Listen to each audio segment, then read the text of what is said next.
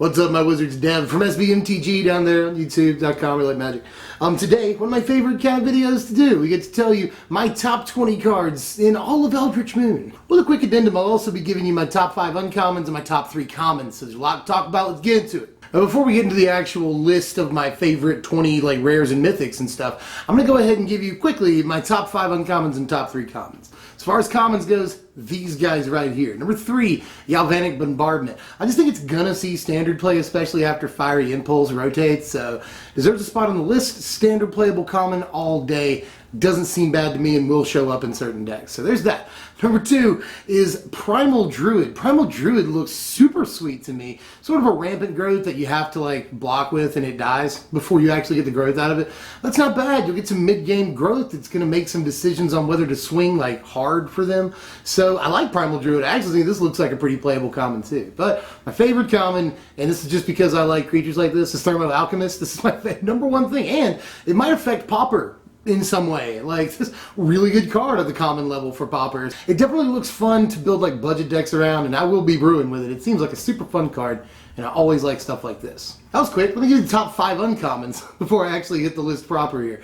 Number 5, as far as the uncommons go, is Incendiary Flow. I just want to acknowledge the existence of this card by making it number 5. I mean, it's going to almost certainly see standard play. 2 mana, 3 damage removal is back, and there's a slight upside, but it loses instant speed.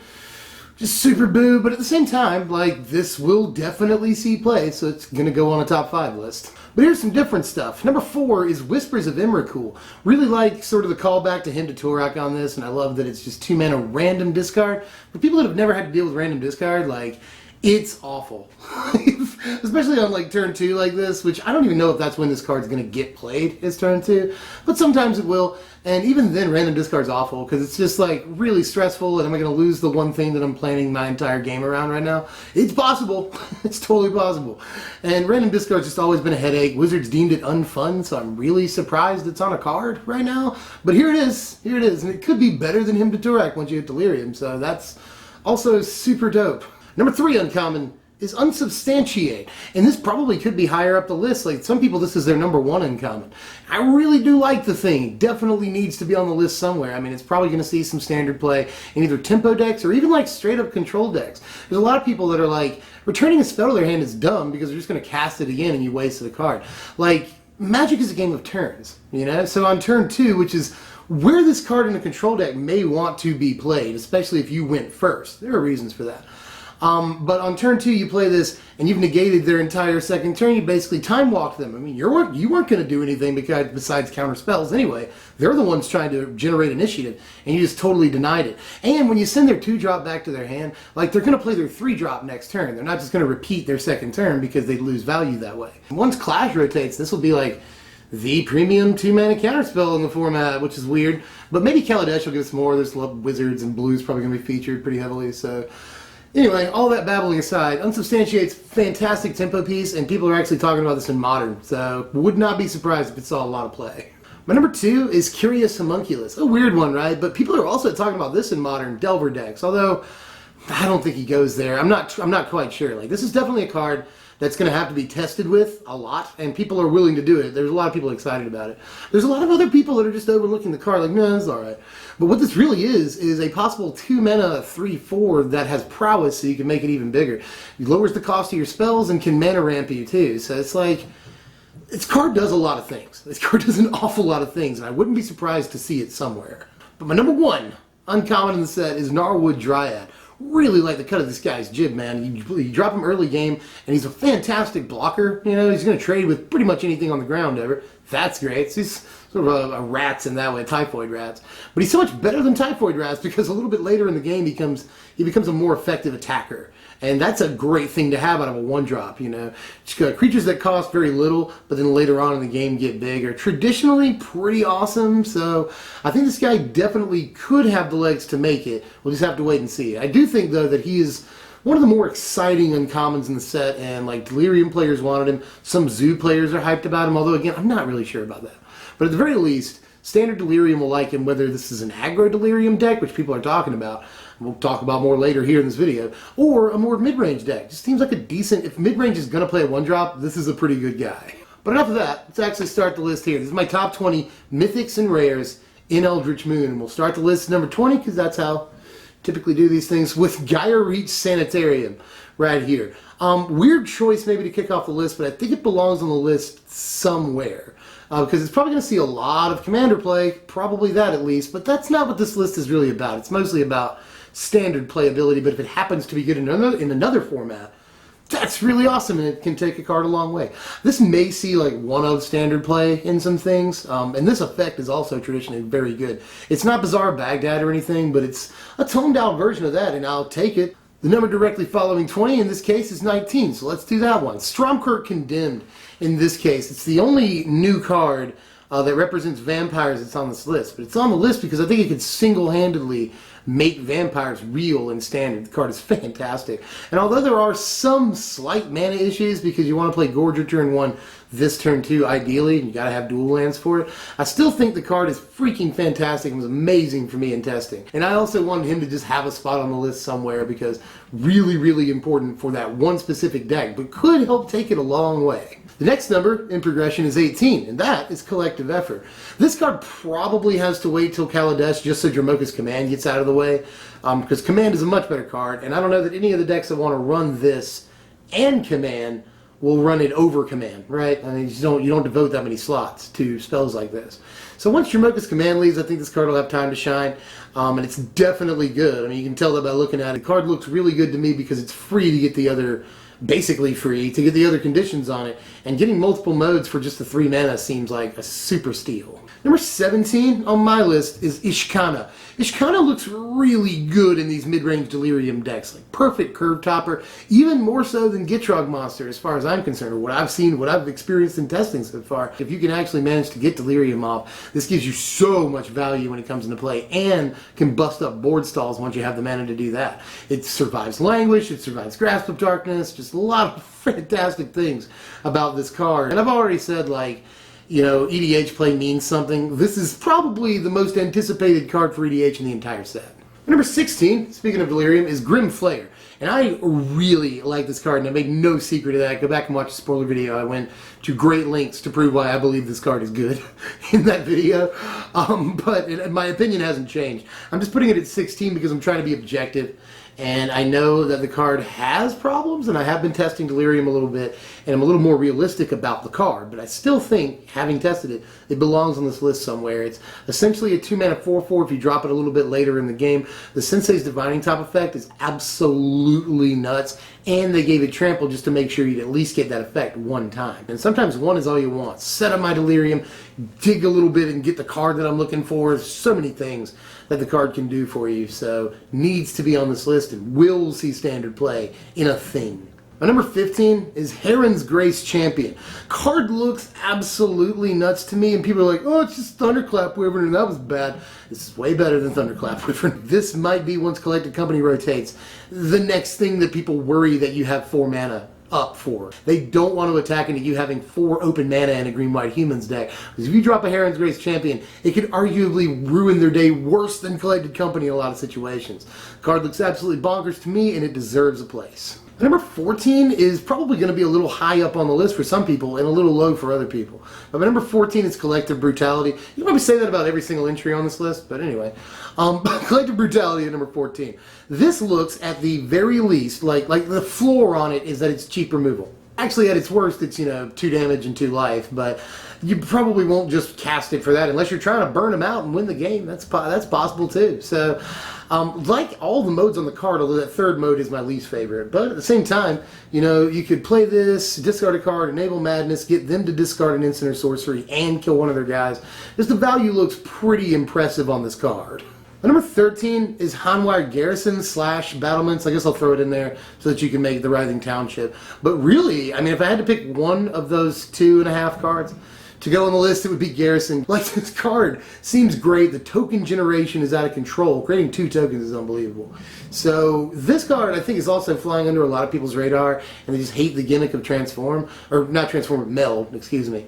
But this card actually looks like kind of busted in a red-white humans deck. My number 12 is way up the list for a lot of people, I'm sure, but Selfless Spirit is at number 12. I just think this card will make a splash in Standard once people realize what it actually is. There's so many good things about this. It allows you to double and triple and quadruple block a huge guy and just not care. And I'll stack my spirit, whatever. And there's just so many tricks available with this guy. It's really good with Avacyn, you know, either to force a flip on your Avacyn by sacrificing him, or once Avacyn does flip, you can sack him, and all your small guys won't die, just the Selfless Spirit. That's awesome.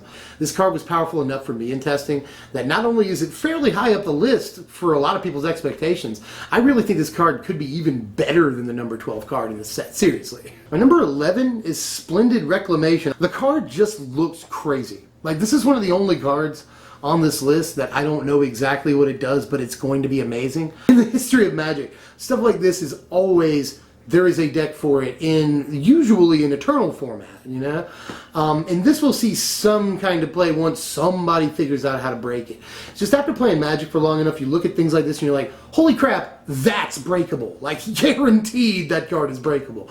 So I'm not saying I know exactly what to do with it right this second or anything. The obvious stuff is dump a bunch of lands in your graveyard and then put them back. I mean, that's the obvious thing. But then what do you do with all that mana? Does it suck too hard that those lands come into play tapped and you have to wait a turn? There are I mean, you can always brain and jar it, or you can quicken it, whatever.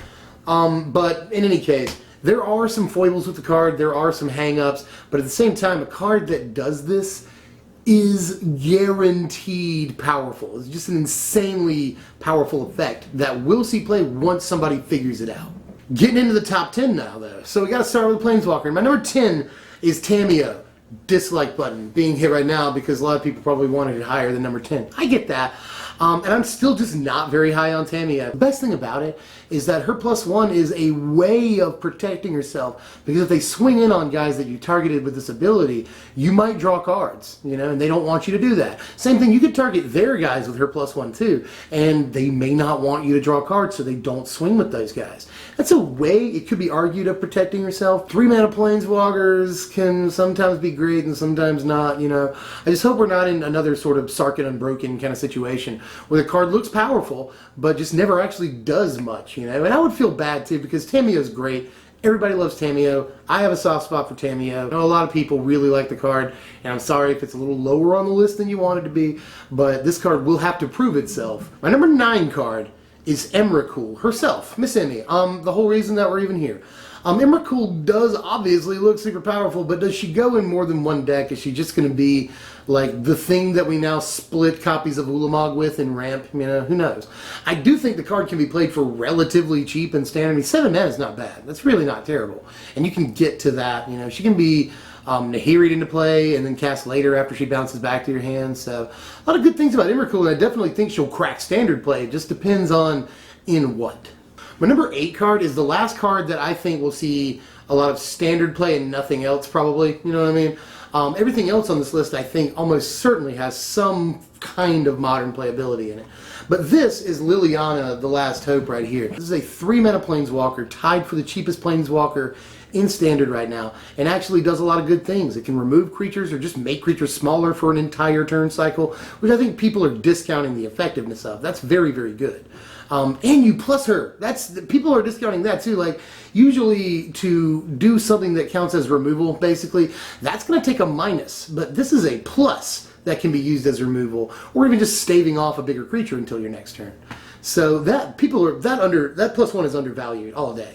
Her second ability is also very good, allowing you to fuel some Delirium, replace stuff in the graveyard to be reanimated later, and then get some form of card advantage. This is her form of card advantage.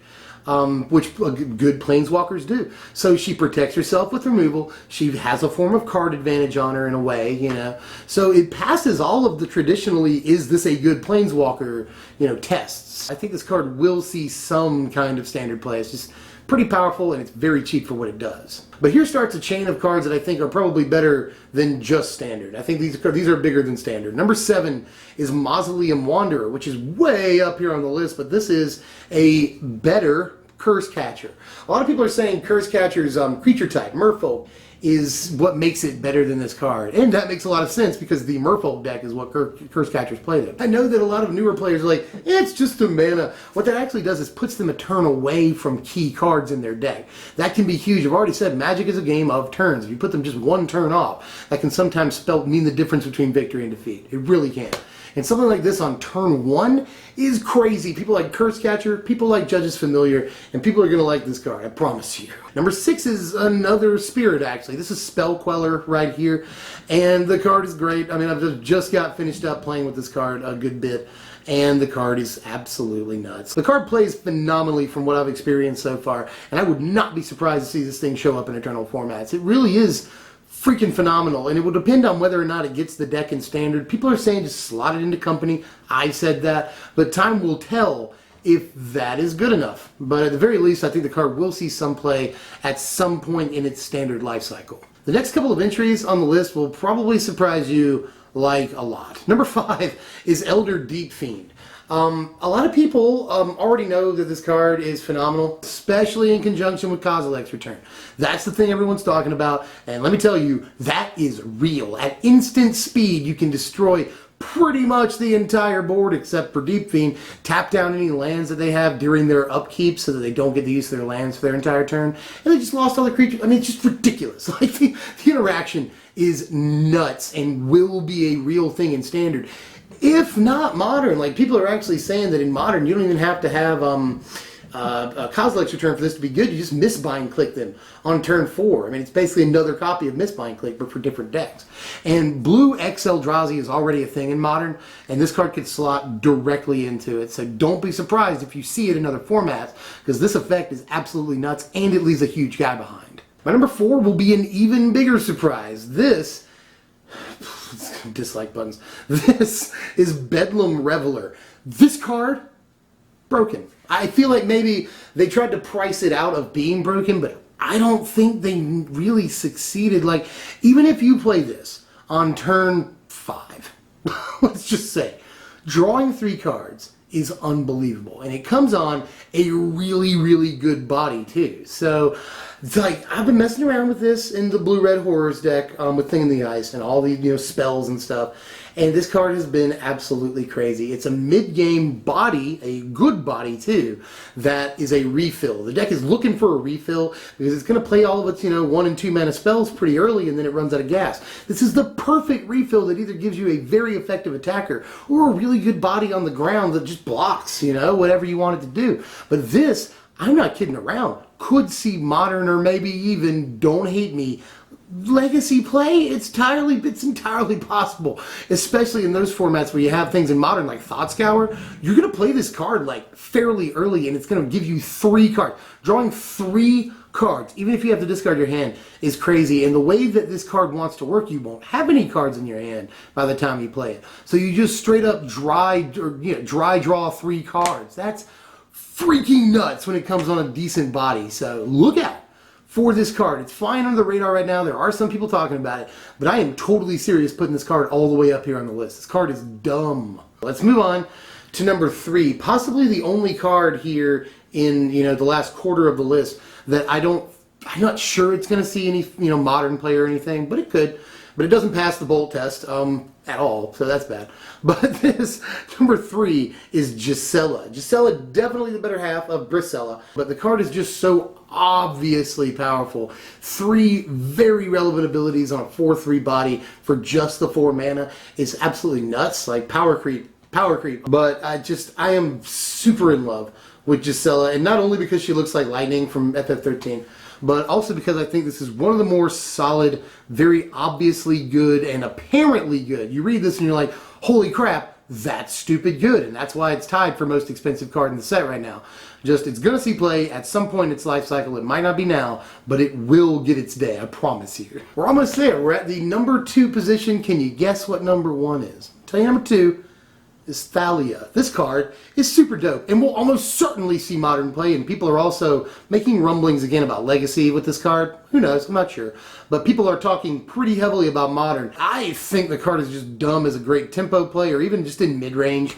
You know, oh, all your tokens will come into play tapped. All your lands will come into play tapped. Good luck with that. All your creatures will come into play tapped when you collected company. Like, everything about this card looks good in this format. And even if we didn't have things like Coco in the format, which a Coco deck, by the way, could use this, and it's good against Coco decks in a lot of ways. So, just the card has a lot of applications in this format, has a relevant creature type, decent body for the cost, and does something absolutely crazy. This may actually possibly could be number one, but the number one card looks too broken to me to not be number one, and you may have already guessed what it is. But Thalia may be my literal favorite card in the set. Seriously, it's like that. And the card has a fairly hefty pre-order price tag, but I would not be surprised to see it go up. Have you figured it out? Number one is Eldritch Evolution, and a lot like Reclamation, this is a card that I'm not entirely sure what it does yet, or what the big deck is, but there is one. There freaking is one. Like, getting a creature that is 2 steps above a creature you've already played and just putting it into play for nothing besides sacrificing that creature is really crazy. There's obviously ways that we can get benefits off of sacrificing creatures, so there's that. And also, just we can play like a toolbox strategy and just go get whatever creature we want at any given time that costs that certain amount of mana, you know? So I see decks running, in Standard at least, like 1 and 2 of copies of a few different creatures and then just evoing into them. Like, a lot of people said that this is Wizard's apology for banning Birthing Pod in Modern, and the card definitely looks Modern playable to me. It's just like effects like this that essentially put whatever creature you want to into play for free are stupid. No, I keep saying that this or that is traditionally powerful. This is one of the most powerful effects in Magic history. Because you're paying 3 mana, you're sacrificing a creature, that's a lot, don't get me wrong. But you are going and getting whatever you want of a certain cost and putting it onto the battlefield. That's going to be insanely abusable. And people have already talked about stuff like turn 1 mana guy, turn 2, you know, go get Magus of the Moon and laugh. Like, that seems powerful enough right there. So who knows what ultimately this card will end up doing, but it will, again, I'm promising you here, will be a very important card out of this set. I think we made it. That is my top 20 rares and mythics in Eldritch Moon, and my top 5 uncommons and top 3 commons. We did a lot today. We had a lot of discussion. Hope you guys enjoyed it. I really do. If you did, hit the like button, thumbs up this content. It really helps me a lot. And then sub if you're new. And next time, talk about that. Next time, which deck do I do, people that didn't immediately click away when I started talking about how you should like the video? Which deck should I do? Should I do Odric? Or should I do Blue-Red Horrors? Those are the 2 decks that people wanted me to do the most next. In my last video, I asked. And those, and also Delirium was a pretty popular pick too. So of those three, which would you rather see? Budget Odric, I can do Blue-Red Horrors, or I can do Delirium next. It's up to you, and I've got them all in the works right now, but I'll know which one to kick out. So let me know what you want to see, and I will see you guys next time. Thanks for watching, my wizards.